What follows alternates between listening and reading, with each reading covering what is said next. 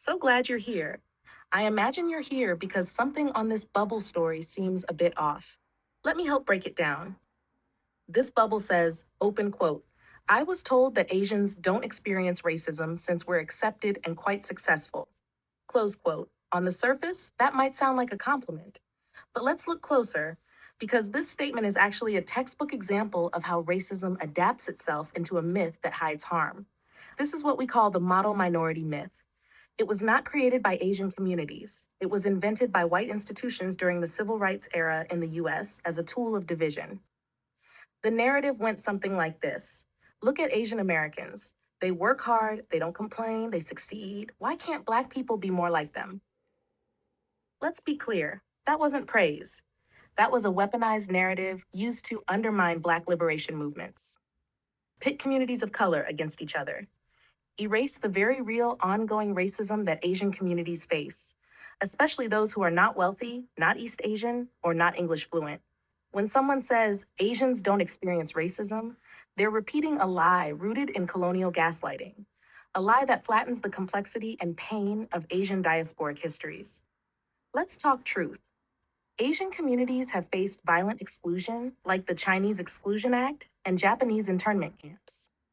During COVID-19, racism against Asian elders and workers skyrocketed, fueled by political scapegoating. Southeast Asian refugees have been criminalized and deported at high rates. Brown and Muslim identified South Asians are surveilled under anti terror laws. Asians are underrepresented in leadership, but overrepresented in being scapegoated or invisibilized.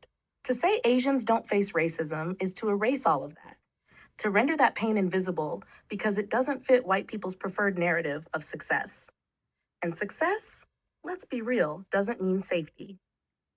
If you're wondering why this myth persists, here's the truth. The system of whiteness rewards proximity, but never grants full belonging.